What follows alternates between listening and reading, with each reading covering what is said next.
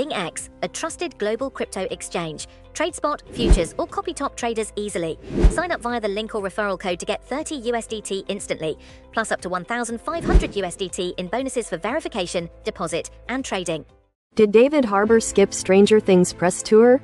Here's the truth. There are stranger things than David Harbour's latest press tour, and new details have emerged shedding light on the actor's absence from the recent promotional efforts for the final season of Netflix's Stranger Things. While many fans noticed the absence of the beloved Chief Hopper alongside his younger castmates, Millie Bobby Brown, Finn Wolfhard, Gaten Matarazzo, Caleb McLaughlin, Noah Schnapp, and Sadie Sink last month, it appears Harbour was never officially slated to participate in that particular interview junket. A source close to the situation confirmed to E! News that the actor did not withdraw from any planned appearances, as he was never confirmed for them in the first place.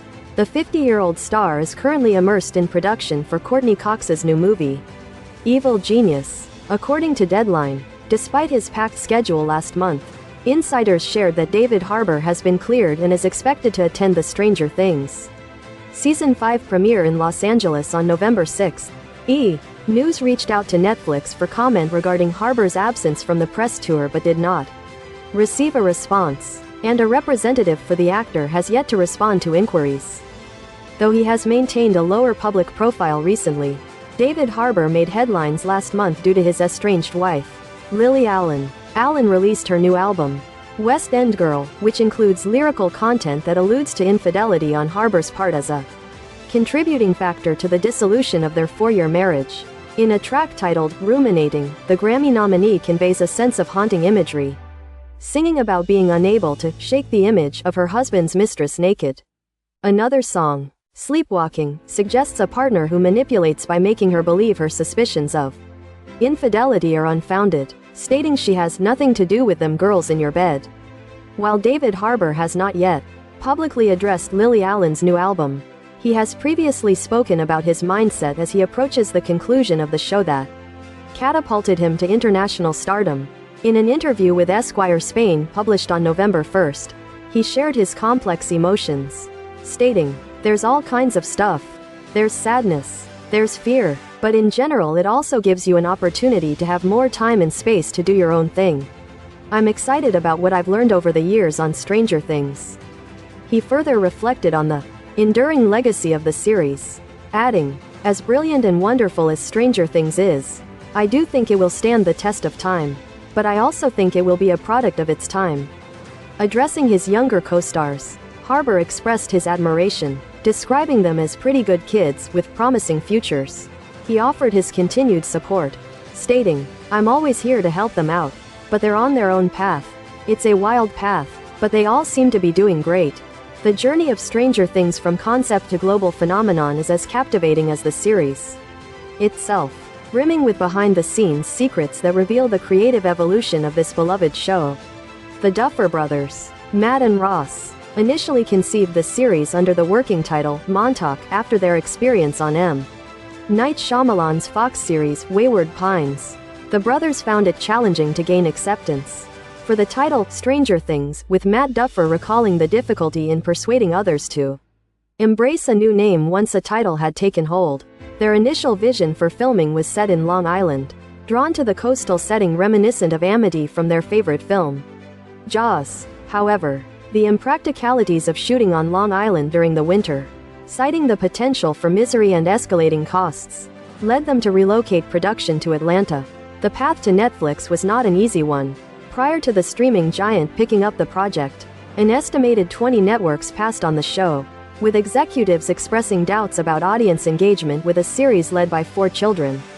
For Millie Bobby Brown, who portrayed the enigmatic Eleven, the iconic character's look required a significant personal sacrifice.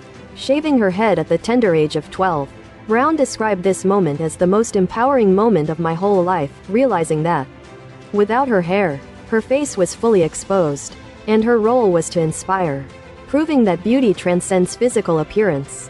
Her inspiration for Eleven's distinctive style came from Charlize Theron's portrayal in Mad Max Fury Road and archival photos of co-star Winona Ryder's yearbook pictures. Finding the pixie cut to be a cool and timeless look, to perfect her American accent, The British actress found an unlikely but effective teacher in Miley Cyrus's Hannah Montana, praising its authenticity and effectiveness. The Duffer Brothers sought to cast their young ensemble by having auditionees perform scenes from the coming-of-age classic, Stand By Me. For the character of Mike, the brothers initially envisioned a more introspective dreamer, akin to Mikey in The Goonies. However, Finn Wolfhard's audition introduced an anxious, twitchy energy that resonated so strongly that the character was rewritten to align with his personality. Gaten Matarazzo's portrayal of Dustin also significantly shaped the character. Initially conceived as a more stereotypical nerd, the brothers' meeting with Matarazzo led them to tailor the character's development around him. The cultural impact of Stranger Things extended beyond the screen, with Eggo waffles experiencing a remarkable surge in sales. Attributed to Eleven's fondness for the breakfast item, Kellogg's reported a 14% increase in consumption following the release of Season 2. With October of that year marking the highest volume of product mentions on social media in a single month.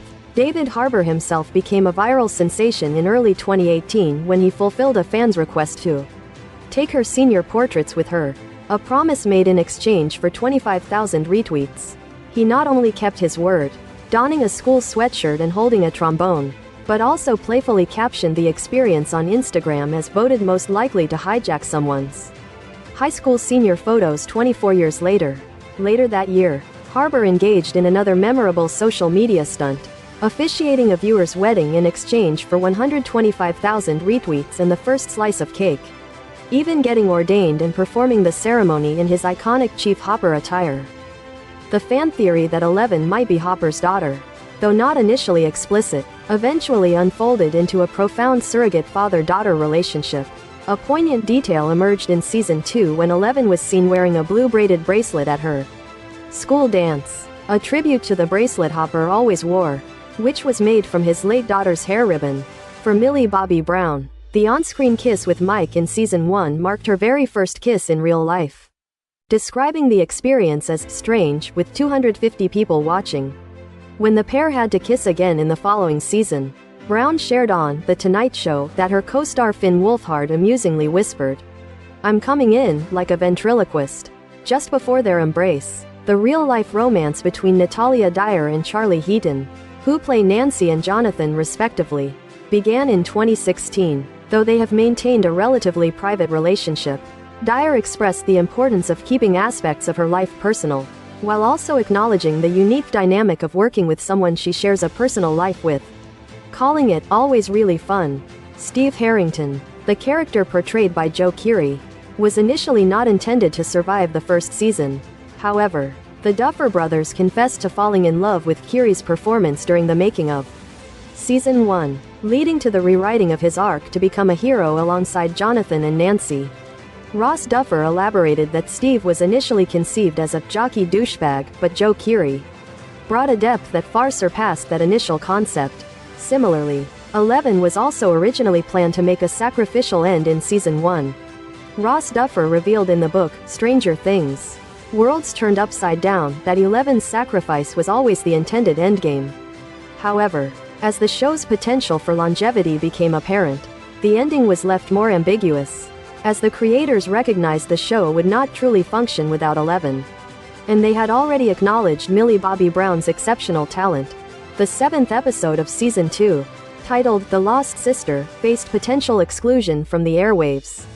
The Duffer Brothers expressed concerns to Vulture that this particular episode, which focuses on Eleven's journey to find another child subjected to experiments, might disrupt the overall pacing of the narrative. Upon reaching the writing stage, they debated whether the episode was truly necessary, even considering its complete removal. However, they realized that without it, the ending of Season 2 would not resonate effectively. The initial conception for Eleven's sibling in this episode was for the character to be a boy, with the working title The Lost Brother. However, after auditions opened to all young actors, Linnea Berthelsen secured the role, leading to Eleven meeting her sister, Callie. Matt Duffer noted the strong connection between Linnea and Millie, with Millie advocating for the collaboration.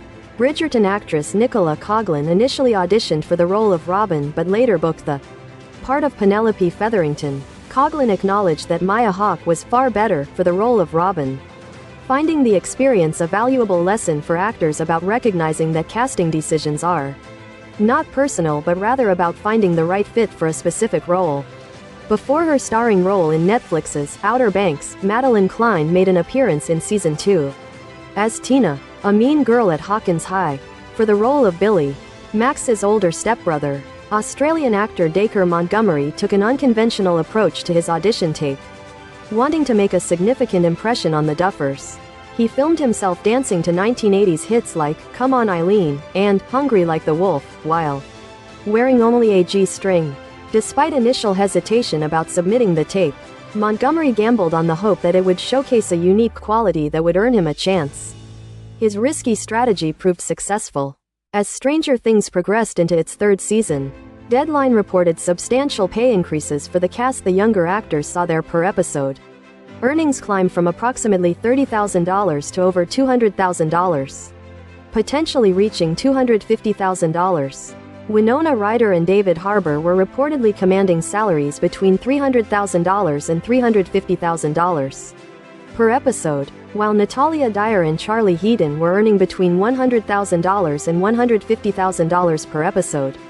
Priya Ferguson, who plays Erica, Lucas's sassy younger sister, was initially intended for a single episode appearance in Season 2. However, the Duffer Brothers found increasing opportunities to feature the scene-stealing character, ultimately promoting her to a series regular in the following season.